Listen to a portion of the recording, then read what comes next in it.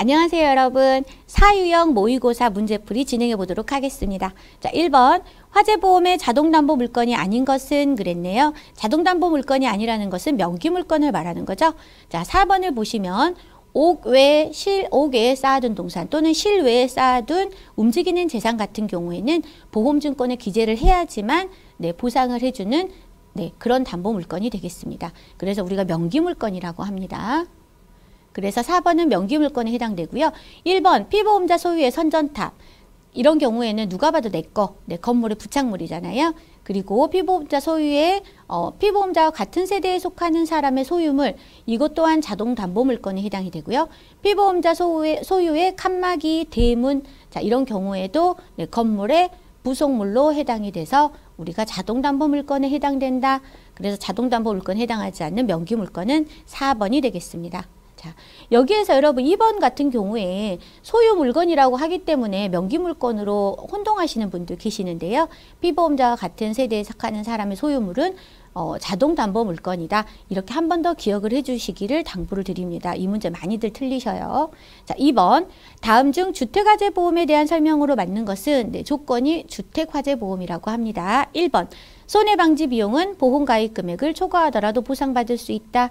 5가지 비용 손해 중에 잔존물 제거 비용을 제외한 4가지는 가입 금액을 초과하더라도 보상받을 수 있죠. 자, 그래서 1번이 맞는 지문이고요. 2번 보험가입 금액이 보험가액의 100% 미만인 경우에는 비례보상하게 된다라고 했는데 주택화재보험의 경우 80% 코인슈어랑스가 적용이 돼서 80% 미만인 경우 비례보상하게 된다.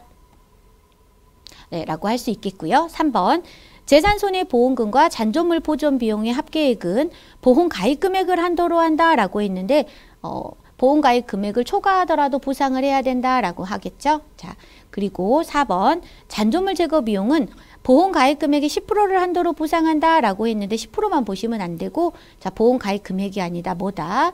재산 손해액의 10%를 한도로 보상한다라고 해야겠죠. 자, 이로써 맞는 설명은 1번이 되겠고요. 자, 3번 보겠습니다. 화재보험의 보험금 지급 방식에 관한 설명으로 틀린 것은 그랬네요. 1번 일반 물건의 재고자산은 공작 물건의 보험금 지급 방식과 동일하게 처리한다라고 했는데 맞는 설명이고요. 일반 물건을 초과보험으로 가입한 경우 실제 발생한 손해액 전부를 보험 가액을 한도로 지급한다라고 했네요. 초과보험인 경우에는 손해액 전부 보험 가액을 한도로 지급하게 되지요. 3번 주택물건의 보험 가입 금액이 보험 가액의 80% 미만인 경우 주택물건이니까요. 실제 발생한 손해액을 보험 가액의 80%에 해당에 대한 보험 가입 금액의 비율로 지급한다. 맞습니다.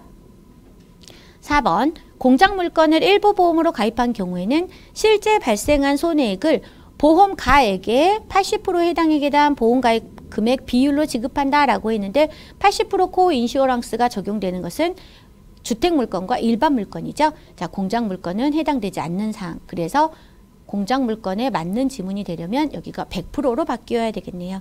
자, 그래서 틀린 것은 4번이 되겠습니다.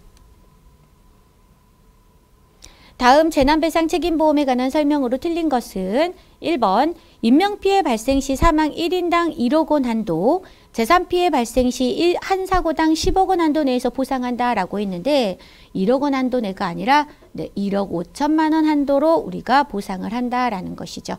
그래서 틀린 질문 1번이 되겠습니다. 자, 2번 재난배상 책임보험 가입 대상은 주택법령에 따른 15층 이하 아파트, 도서관, 주유소 등 19종 시설이다. 19종 시설이다. 맞는 설명이다. 대상 시설의 소유자, 점유자가 동일한 경우 보험가입 의무자는 소유자이며 다른 경우에는 점유자가 보험가입 의무자이다. 이거 구분해서 외워주셔야 돼요. 점유자가 동일하다 그러면 소유자가, 다른 경우다 그러면 점유자가 보험가입을 의무하게 된다라는 것이죠. 4번 재난배상 책임보험은 화재, 폭발, 붕괴로 인한 타인의 신체 또는 재산 손해를 보상한다. 맞는 설명이네요. 정답은 1번이 되겠습니다. 5번 볼게요. 다음 중 유아교육기관 종합보험에서 보상하는 손해가 아닌 것은 자, 1번 교육기관의 부동산, 괄호 건물이네요. 자, 부동산 및 동산의 화재 손해, 소방, 피난 손해. 보상하는 손해에 해당이 됩니다. 2번 피보험자가 교육기관의 생활 중에 상해 사고로 입은 신체상해 피보험자가 누굴까요? 네. 유아원생이라고 교재에 적혀져 있는데 유치원생이나 어린이집에 다니는 어린이들을 말합니다. 그런 경우에 보상이 되더라. 3번 교육기관 기자재의 분실손해 그랬는데 보험업계를 통틀어서 여러분 분실손해는 절대 보상되지 않습니다. 그래서 네, 3번이 보상하는 손해가 아닌 것에 해당되겠네요. 교육기관 시설 및 업무 수행으로 인해 발생한 사고로 인한 법률상의 배상 책임 역시나 보상이 됩니다. 자, 정답은 3번. 자, 6번 보겠습니다. 장기손해보험에 대한 설명 중 맞는 것은 그랬네요. 장기손해보험이기 때문에 보험기간은 통상 몇 년 이내이다? 3년 이상이다. 자, 2번. 장기손해보험의 저축보험료는 특별개정에 의해 운용된다. 네, 특별개정하면 저축보험료를 떠올리셔라 말씀드렸고요. 그래서 맞는 것은 2번이 정답이 되겠네요. 3번. 증권을 받은 날로부터 3개월 이내 청약 철회가 가능하다라고 했는데 증권은 15일을 기억하셔야 됩니다. 증권을 받고 15일 이내에 철회 가능. 4번. 피보험자의 보험금 청구권 소멸시효는 2년이다 라고 했는데 3년이 되겠습니다. 자, 보험금 청구권 소멸시효 이렇게 기억하시면 쉽습니다. 계약자나 피보험자가 회사에 청구하는 것은 청구권 소멸시효는 3년이 되고요. 회사가 계약자에게 청구하는 보험료 청구권은 유일하게 2년이 해당이 됩니다. 그래서 회사가 보험계약자에 청구하는 보험료 청구권 소멸시효만 2년이고 나머지는 전부 3년이더라 라고 기억을 하시면 구분하기 쉬우실 것 같고요. 그래서 정답은 2번이 되겠습니다. 자, 7번. 자, 이것도 키워드를 기준으로 하면 금세 맞추실 수 있는 문제예요. 위험률 차손익에 대한 설명으로 맞는 것은 그랬죠? 자, 바로 3번을 보시면 예정 위험률과 실제 손해율 간의 차이이다. 그래서 이게 위험률 차손익에 대한 설명에 해당이 됩니다. 그래서 위험률 차손이기 때문에 예정 위험률과 실제 손해율 간의 차이다. 이렇게 연계해서 기억하시고요. 참고로 예정 이율과 투자 수익률 간의 차이는 2차 손익이라고 하고요. 예정 사업비와 실제 사업비 간의 차이는 사업비 차손익이라고 합니다. 글씨가 너무 안 예쁘네요. 4번. 예정 해약률과 실제 해약률 간의 차이는 해당사항 없는 내용으로 그냥 넘어가도록 하겠습니다. 자, 정답은 3번이 되겠네요. 자, 8번 문제 보도록 하겠습니다. 다음 중 장기 화재 보험으로 보상받을 수 있는 경우는 그랬네요. 화재가 발생하여 분실한 물품, 제가 분실은 절대 보상하지 않는다 말씀드렸죠. 화재 진압 과정 중 도난당한 물품 또한 보상되지 않습니다. 만약에 내가 도난당한 경우에도 보상을 받고 싶다라고 하면 돈을 더 내시고 특약으로 가입을 하시면 됩니다. 도난보험이 특약보험에 포함이 되어 있거든요. 자, 3번. 그러나 일반적으로 우리가 보통 계약으로 했을 때에는 보통 약관상에는 도난은 포함되지 않는다. 3번. 전용주택의 경우 폭발 및 파열로 인한 손해, 이거 우리 이론할 때도 중요하게 말씀드리죠. 주택의 경우에는 뭐도 보상한다? 폭발과 파열도 보상을 하더라. 주택만. 4번. 보험금 수령을 목적으로 피보험자가 고의로 일으킨 화재, 고의로 인한 화재 절대 보상하지 않습니다. 정답은 3번인데요. 자, 전용주택의 경우 폭발, 파열을 왜 보상하느냐? 주택물건, 일반물건, 공장물건 중에서 가장 손해율이 낮은 게 누굴까요? 회사 입장에서는 사고가 높은 공장물건과 일반물건에 비해서 주택화재 물건은 사고 발생률이 낮기 때문에 주택, 너만큼은 폭발과 파열을 보상을 해줄 거야 라는 것이죠. 자, 그래서 전용주택의 경우 폭발, 파열 보상한다. 다시 한번 말씀드릴게요. 자, 이 문제 종종 잘 출제가 되기 때문에 꼭 기억하시기 바라고요. 9번 문제 보겠습니다. 장기손해보험에서 청약철회 및 계약의 취소에 대한 설명 중 올바른 것은 그랬네요. 1번.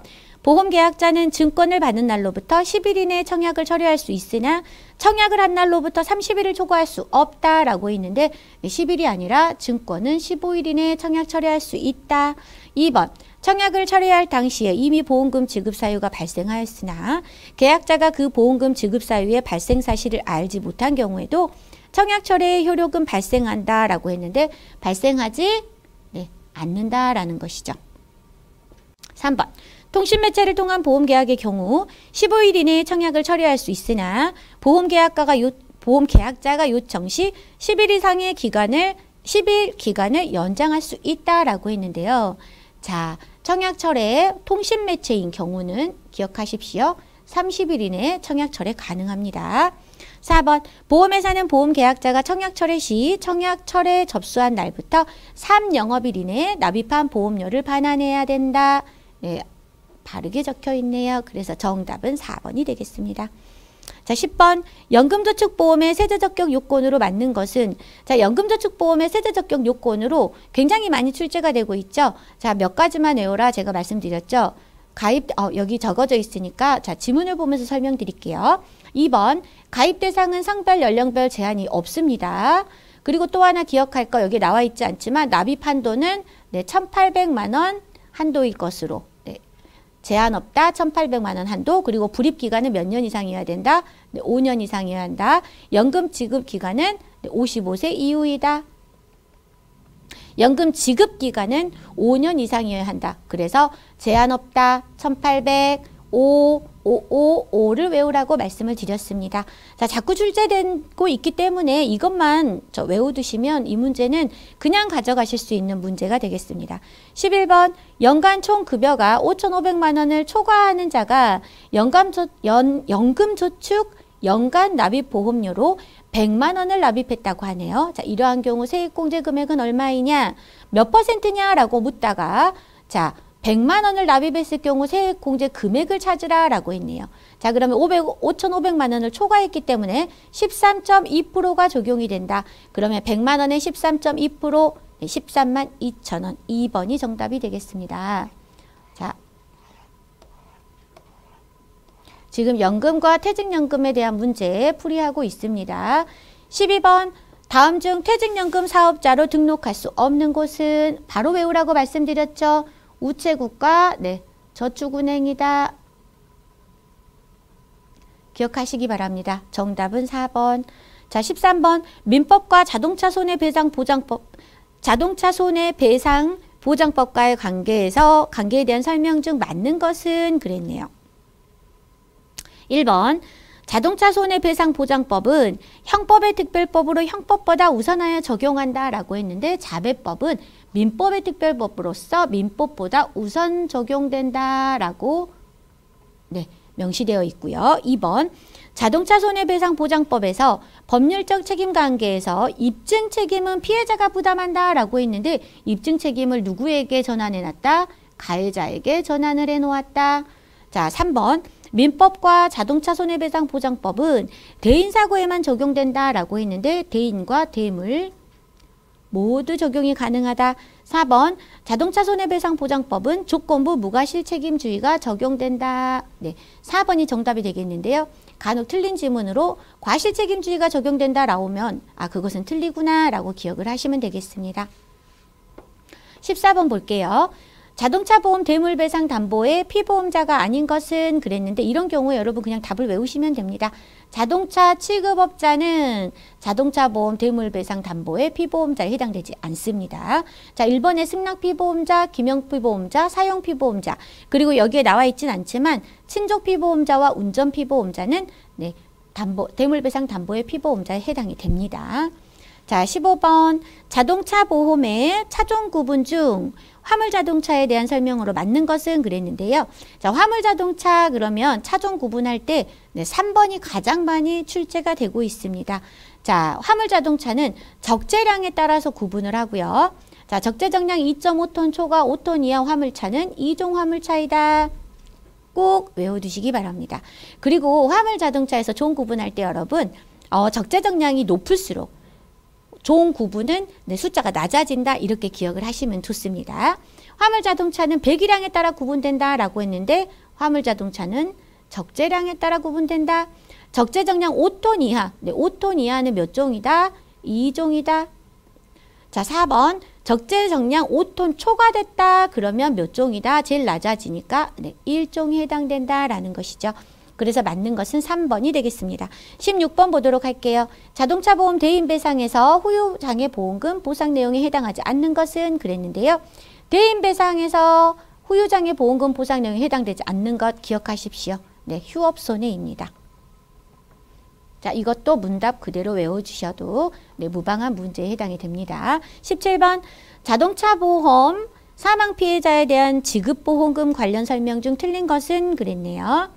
자, 1번 사망 당시 피해자 나이가 65세 미만인 경우에 위자료는 8천만 원입니다. 자, 그리고 2번 사망 당시 피해자 나이가 75세 이상인 경우 사망보험금은 최대 2천만 원이라고 했는데요. 최대가 아니라 최저가 2천만 원이고요. 네, 최고는 1억 5천까지입니다. 3번 사망 당시 피해자 나이가 65세 이상인 경우 위자료는 5천만 원이다 라고 했는데 네, 65세 이상인 경우에는 5천만 원이 맞습니다. 4번 청구권자의 범위 및 청구권자별 지급 기준은 민법상 상속 규정에 따릅니다. 그래서 틀린 지문은 2번이 되겠네요. 여기까지 손해보험 영역에 대해서 저희 학습해 보았고요. 자, 18번부터는 네, 효자 문제에 해당되는 공통 영역 문제 나오겠습니다. 18번 완전 판매와 관련된 설명 중 틀린 것은 1번 단계별 설명 의무 중 계약 체결 권유 단계에서 해약 환급금에 관한 사항을 설명하여야 된다. 네. 체결 단계는 대리권 존재 여부, 승낙 절차 및 승낙 거절 시 거절 사유만 해당된다. 나머지는 전부 체결 권유 단계다라고 제가 말씀드렸죠. 자, 그래서 1번 단계별 설명 의무 중 체결 권유 단계에서는 해약금에 관한 설명을 네, 해야 한다. 네, 1번 맞는 설명이 되겠고요. 2번 단계별 설명 의무 중 고지 의무 위반의 효과는 체결 단계에서 설명해야 된다라고 했는데 고지 의무 위반의 효과 언제 한다? 체결 권유 단계에서 설명한다. 틀린 것은 2번이 정답이 되겠죠. 3번 3대 기본 지키기는 청약서 등 자필 서명, 네, 청자, 청약서 부본 전달, 청부, 약관의 전달 및 주요 내용 설명, 네, 약설 이렇게 세 가지다. 청자, 청부, 약설 또는 자청약으로 외우시면 좋겠습니다. 4번 모집자 실명제를 위반한 경우 어떻게 된다? 1천만 원 이하의 과태료에 부과된다. 그래서 우리는 모일과라고 외우도록 하자 그랬고요. 정답은 2번. 19번 장애인 차별금지 및 권리규제에 관한 법률에서 법무부 장관의 시정명령을 정당한 사유 없이 이행하지 않은 경우 부과되는 과태료 초계액은 그랬네요. 과태료 최고액은 그랬습니다. 이런 경우에 시정명령을 어겼다. 그러면 과태료는 3천만 원이 됩니다. 장애인 차별금지 및 권리규제에 관한 그 금지 금액으로는 벌금과 과태료 두 가지로 발생이 되는데요. 둘 다 금액은 3천만 원으로 동일해요. 그런데 시정명령을 어겼다라고 하면 3천만 원의 과태료가 발생되고요. 차별금지를 행하다가 장애인 그리고 장기기증자 그리고 이들의 대리인으로부터 신고건이 접수돼서 발각되었다라고 하는 경우에는 3천만 원의 벌금이 부과가 됩니다. 자, 벌금과 과태료 차이 꼭 분명하게 인지하시고 넘어가시기 바랍니다. 그래서 시정명령 어겼다 했으니 과태료에 해당이 된다. 네, 정답은 3번입니다. 20번 손해보험 공정경쟁 질서 유지에 관한 상호협정에서 금지하고 있는 행위가 아닌 것은 그랬네요. 자, 1번 승환계약 제가 부당소멸이라고 같이 외우라고 말씀드렸죠. 이런 경우에 네, 금지행위에 해당이 되고요. 그러니까 이전에 가지고 있는 계약들을 전부 소멸시키고 네, 부당하게 소멸시키고 비슷한 계약으로 신계약으로 체결하게 하는 걸 우리가 승환계약이라고 합니다. 특별이익을 제공했어요. 3만 원 이상의 금품이나 대납을 했어요. 그런 경우에 특별이익 제공도 금지행위에 해당되고요. 무자격 모집행위 자격이 없는 사람이 모집을 해왔어요. 그리고 수당을 제공했네요. 이런 것들 네, 금지행위에 해당이 됩니다. 그러나 3번 보험계약 인수거절 같은 경우에는 네, 할 수 있죠. 계약을 하고자 하지만 우리가 보험회사에서 인수할 수 있는 상황에 해당되지 않는다라는 경우는 인수를 거절하기도 합니다. 그래서 금지행위에 해당되지 않는 것은 3번 보험계약 인수거절이다. 21번 모집 종사자가 보험업법에 따른 보험계약의 체결 또는 모집에 관한 금지행위를 위반한 경우 보험업법상 처벌은 네, 쉽네요. 모, 일, 과를 떠올리셔라 했어요. 정답은 2번이 되겠습니다. 다음 모집 종사자에 대한 설명 중 옳은 것은 그랬네요. 자, 1번 보험대리점은 계약 체결권이 없다라고 했는데 세 가지 권리 보험대리점은 모두 가지고 있다. 자, 보험설계사는 고지 의무 수령권이 있다라고 했는데 설계사, 중개사는 가지고 있지 않다라는 거고요.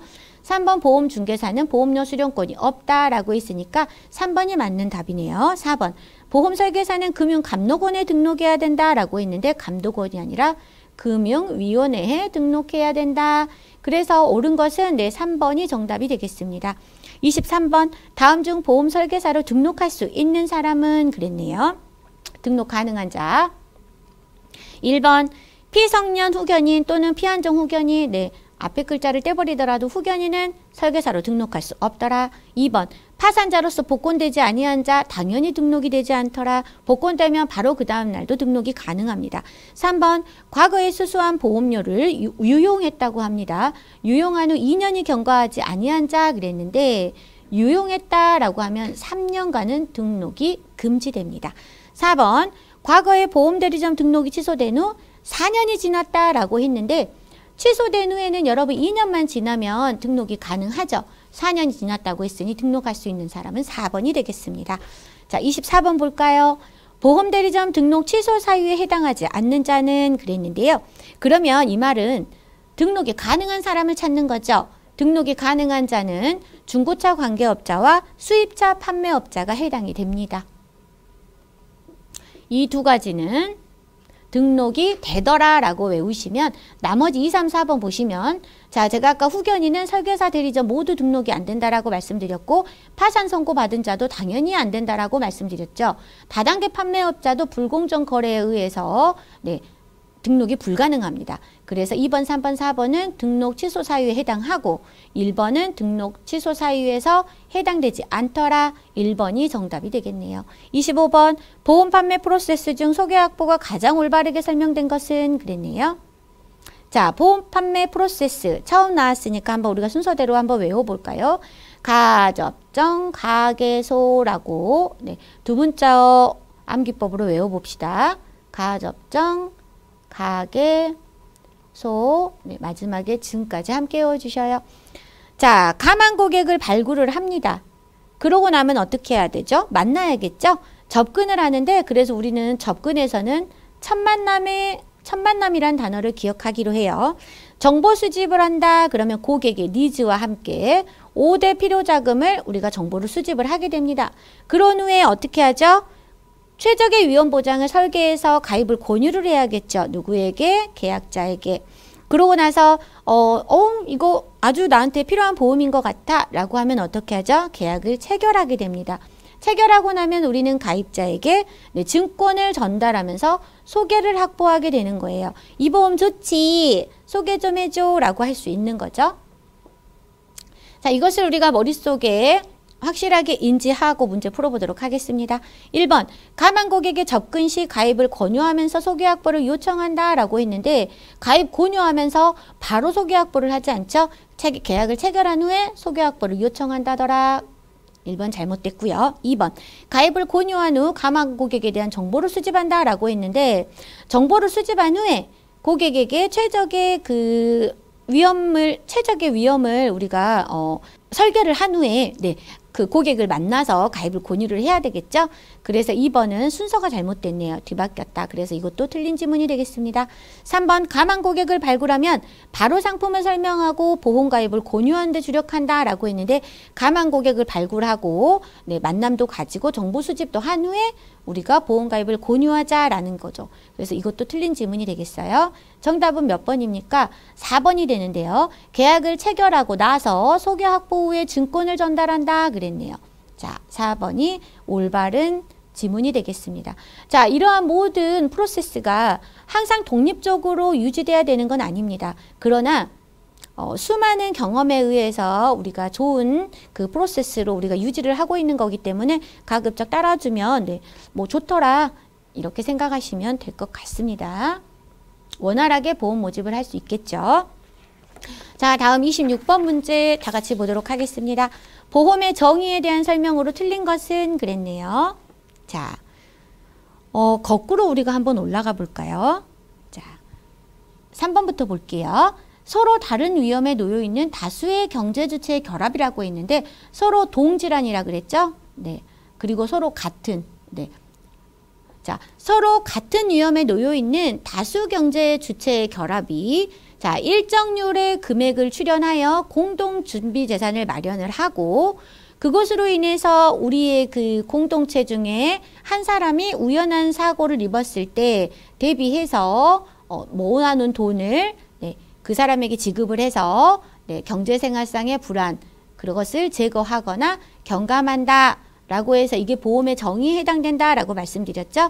그래서 1번과 2번과 4번은 맞는 답이 되겠고요. 3번에는 서로 다른 위험이라고 했기 때문에 틀린 지문이 되겠습니다. 서로 다른 위험이 아니다. 서로 동질한 또는 같은 위험이어야겠다라는 것이죠. 정답은 3번. 27번 보겠습니다. 괄호 안에 들어갈 용어로 가장 알맞은 것은 그랬네요. 금소법상 보험 설계사는 금융상품을 판매, 대리하는 중개업자이다. 금융상품 판매, 대리, 중개업자이다 라고 할 수 있겠고요. 자, 우리 보험 상품은 무슨 상품에 해당된다? 보장성 상품에 해당된다. 그래서 4번이 정답이 되겠습니다. 그러면 보험회사 같은 경우에는 뭐라고 할까요? 금융상품 직접 판매업자라고 합니다. 자, 그래서 3번은 틀린 거겠죠? 자, 다시 한번 읽어보도록 할게요. 금소법상 보험 설계사는 보장성 상품의 금융상품 판매, 대리 및 중개업자이다. 4번이 올바른 지문이 되겠습니다. 28번. 다음 중 보험회사의 의무에 해당하는 것은 그랬네요. 자, 보험회사에서는 보험을 계약을 체결하고 나면 증권을 계약자에게 교부할 의무를 가지고 갑니다. 그리고 라를 보시면 청약의 납부 통지 의무가 있는데요. 청약의 납부 통지 의무라는 것은 청약은 계약자가 보험회사에게 나 이 보험 넣을게 라고 하는 거고요. 납부라는 것은 그래 너의 보험을 받아주겠어 라고 승낙하는 겁니다. 자, 그렇게 승낙하는 것을 통지하는 것을 청약의 납부 통지라고 합니다. 그래서 가와 라는 회사의 의무에 해당이 된다. 그러나 손해방지 의무와 고지 의무 같은 경우에는 계약자 측에서 지켜야 될 의무이더라. 손해방지 의무는 계약자 피보험자, 고지 의무는 계약자 피보험자 이들의 대리인까지 해당이 되더라 라는 것이죠. 가와 라가 적혀있는 3번이 정답이 되겠습니다. 29번 문제 풀어볼게요. 부가보험료를 구성하는 요소로만 짝지어진 것은 굉장히 쉬운 문제가 나왔네요. 부신 유수만 떠올리시면 된다라고 말씀드리고 싶습니다. 부신유수, 그래서 신계약비와 수금비, 여기 나와 있지 않지만 유지비까지 해당이 됩니다. 자, 그래서 기업과 디귿, 1번에 나와 있네요. 자, 부가보험료에 해당되는 것, 신계약비, 수금비였고요. 30번, 보험계약의 소멸 사유가 아닌 것은 그랬네요. 1번, 피보험이익의 소멸, 이익 자체가 소멸돼 버렸어요. 그러면 보험계약이 소멸됩니다. 2번, 보험회사의 파산 후 1개월이 경과한 경우에는 해당되지 않고요. 3개월이 지나잖아요. 그러면 소멸이 돼버립니다. 그러면 3개월 이내에 계약자는 어떻게 해야 될까요? 보험금을 해지 청구를 해야겠죠. 자, 3번, 계약자의 임의해지 그랬네요. 보험계약자의 임의해지는 소멸 사유에 해당이 됩니다. 4번, 보험계약 성립 후 2개월이 지난 데까지 1회 보험료를 미납한 경우 보험료가 소멸이 되게 됩니다. 그래서 정답은 2번이 되겠습니다. 31번 볼게요. 보험 약관에 대한 설명으로 틀린 것은 그랬네요. 자, 4번 먼저 볼까요? 약관 해석 시 계약 당사자보다 제3자의 객관적 의견을 우선 고려해야 된다라고 했는데 계약 당사자 우선의 원칙에 의하면 약관 해석 시에는 계약 당사자의 의사를 우선으로 해라 라는 거죠. 그래서 4번이 틀린 지문이 되겠고요. 자, 1번, 약관이 불분명할 때는 회사에게 불리하게 해석하고 계약자에게 유리하게 해석해라. 그것이 바로 작성자 불이익 원칙에 해당이 됩니다. 2번, 약관은 전문적 법률 용어를 피하고 간결하게 포기해야 된다. 보통 의미 해석의 원칙에 해당이 되는데요. 어렵게 해석하지 말자. 우리 평문으로서 쉽게 해석하자라는 거고요. 3번, 보험계약자의 이익 보호를 위해 필요한 경우 종전계약도 소급하여 변경된 약관을 적용할 수 있다라고 했는데 이것은 변경약관의 소급표라고 합니다. 그래서 중간에 계약이 유지되던 중에 약관이 변경되었어요. 그런데 봤더니 이게 보험계약자에게는 변경된 약관이 훨씬 더 이익이 되는 거죠. 그러면 어떻게 한다? 현재 진행되던 계약일지라도 변경된 약관에 대해서 적용을 해주자라는 거죠. 좀 이해가 되시죠? 그래서 자, 틀린 것은 4번이 정답이 되겠고요. 자, 32번 보겠습니다.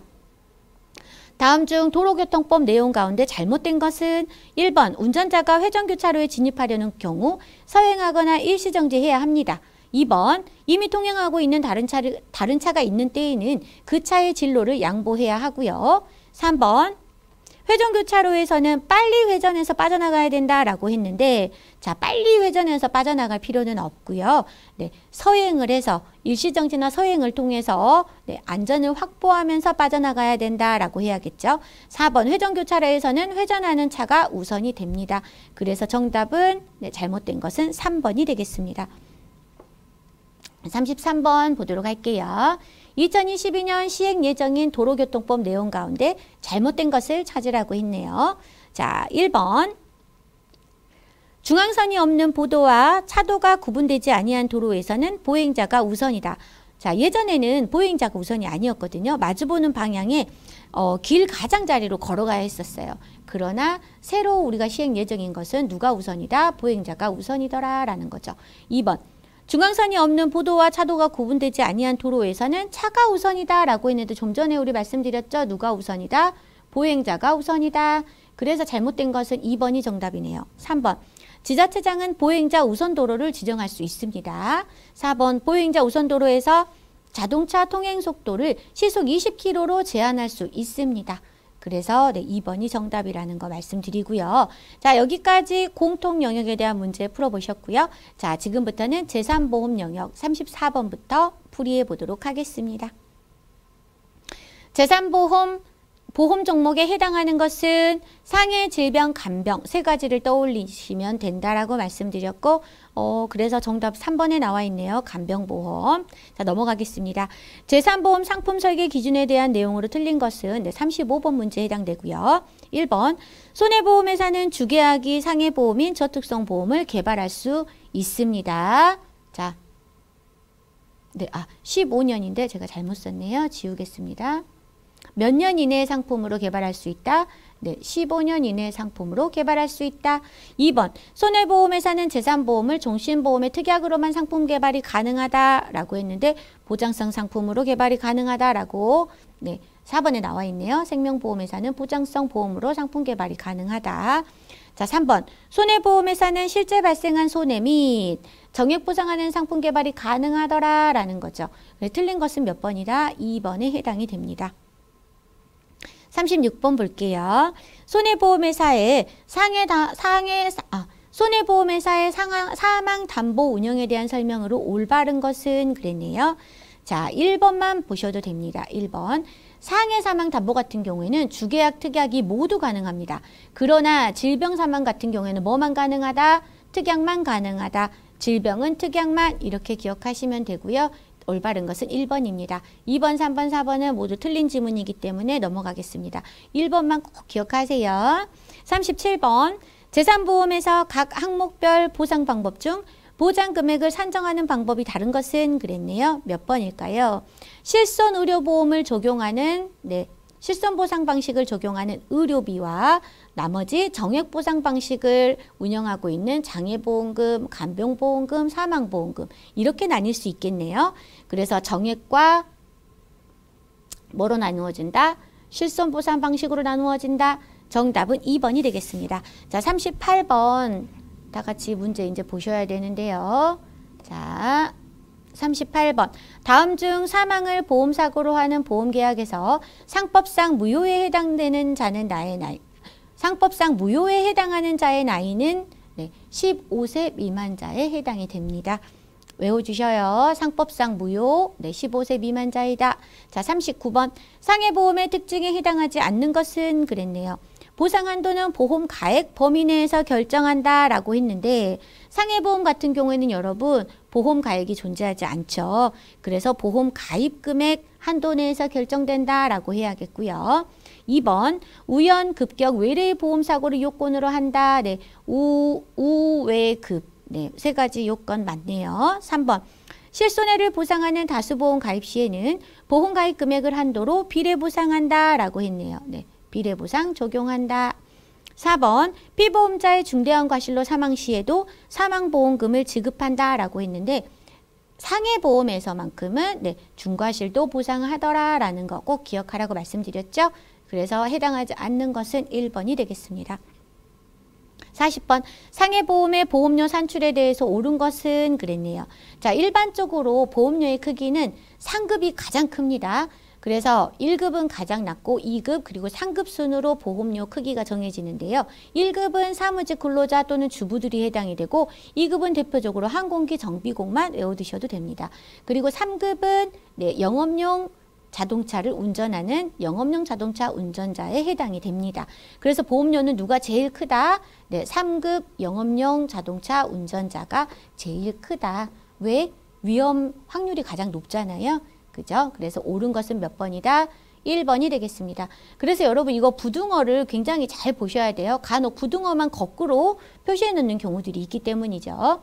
자, 2번 단체 상해보험은 상해 등급을 3등급보다 세분할 수 있다라고 했는데 3등급까지만 적용을 합니다. 그리고 3번 사무직 근로자는 상해 상급 보험료를 적용한다라고 했는데 사무직 근로자는 1급에 해당되고요. 영업용 자동차 운전자는 상해 몇 급이다? 3급이다. 그래서 맞는 것은 1번이 되겠습니다. 41번 볼게요. 자, 2021년 7월 출시한 개인실손의료보험의 특별약관상 보상 범위가 아닌 것은 그랬네요. 특별약관상. 그러면 바로 나오셔야겠죠. 네, 치과급여는 특별약관상 보장되지 아니하더라. 정답은 2번. 상해비급여, 질병급여, 3대 비급여는 특별약관상 3가지 범위에 해당이 되는 거고요. 42번 장기상해보험에서 치료 종결 후 한시적인 장애가 5년 이상인 때의 후유장애 지급률은 어떻게 외워라? 한시, 5, 20으로 외워라 라고 말씀드렸죠. 네, 정답은 3번이 되겠습니다. 43번 보겠습니다. 2021년 7월 출시한 개인실손의료보험의 보상한도 중 잘못된 것을 찾으라 라고 질문이 나와 있네요. 자, 1번 상해급여는 입원과 통원의 보상금액을 합산하여 5천만 원 이내이다. 네, 2번도 똑같은 지문이에요. 질병급여는 입통원 보상금액 합산하여 5천만 원 이내이다. 둘 다 맞는 설명이고요. 상해급여 통원은 1회당 20만 원 이내이더라. 네, 맞습니다. 자, 질병급여 통원의 연간 치료 횟수는 100회 한도다 라고 했는데 질병급여의 통원 횟수는 정해져 있지 않았고 100회 한도로 지정하는 것은 뭐다? 네, 비급여이더라 라는 것이죠. 그래서 잘못 설명된 거는 4번이 되겠습니다. 44번. 자, 2021년 7월 출시한 개인실손의료보험의 특별약관이네요. 특별약관. 네, 비급여 실손의료비. 보험료 차등 적용에 대한 설명으로 맞는 것을 찾으라고 합니다.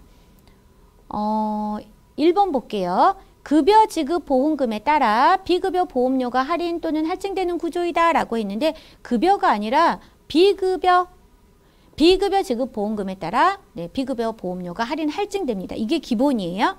자, 그러면 여기 2번 보실까요? 비급여 지급 보험금에 따라 급여 보험료가 할인되는 구조라고 했기 때문에 틀렸죠. 네, 여기도 비급여가 나와야 된다.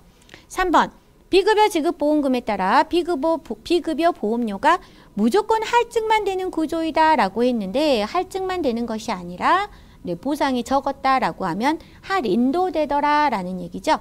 자, 4번 비급여 지급 보험금에 따라 비급여 보험료가 할인 또는 할증되는 구조이다. 네, 4번 매우 정확하게 기술되어 있네요. 정답이 되겠습니다. 45번 보겠습니다. 교통상해보험의 약관상 정하고 있는 자동차의 종류에 포함되지 않는 것은 그랬네요. 이런 경우에 스쿠터가 답이에요. 스쿠터는 기타 교통수단에 해당이 되면서 자동차의 종류에 포함되지 않더라. 자, 스쿠터 꼭 기억하시고요. 46번 보도록 하겠습니다. 그 외에 여러분 그 4번의 이륜자동차 같은 경우에도 자동차에 포함됩니다. 46번 단체 상해보험에 대한 설명으로 틀린 것은 그랬는데요. 비영리 법인단체 같은 경우에는 3종 단체에 해당되지 않고 몇 종 단체에 해당된다? 2종 법정단체에 해당된다. 그래서 틀린 것은 1번이 되겠고요. 2번 보험기간의 시기 및 종기는 개인보험계약과 같고요. 보험증권은 보험계약자에게만 교부하게 됩니다. 타인의 사망보험계약에서는 피보험자의 서면 동의를 생략할 수 있습니다. 어떤 보험이니까? 단체상해 보험이기 때문에 정답은 1번이고요. 47번 넘어가겠습니다. 질병보험에 대한 설명으로 틀린 것은 그랬네요. 자, 1번 계약 체결 이전에 보험사고가 발생한 경우에도 보험계약 자체는 유효하다라고 했는데 계약 체결 이전에 발생한 사고는 무효가 됩니다. 그래서 틀렸죠. 자, 2번 15세 미만자를 피보험자로 하는 질병사망계약은 법률상 무효이다. 3번 질병으로 인한 입원, 수술 등의 위험을 보장하는 보험이지요. 4번 피보험자가 시각장애인인 경우 질병치료비를 담보하는 계약은 유효하다. 시각장애인이라고 해도 계약의 경우에 계약에서 유효하지 무효 사유로 발생되진 않는다라는 거죠. 그래서 틀린 것은 1번이 되겠습니다. 48번 보겠습니다. 2021년 7월 출시한 개인 실손의료보험의 상품 구조에 대한 설명으로 맞는 것은 그랬네요. 1번 급여 의료 이용량에 따라 비급여 보험료가 할인 또는 할증된다라고 했는데 급여가 아니라 뭐다?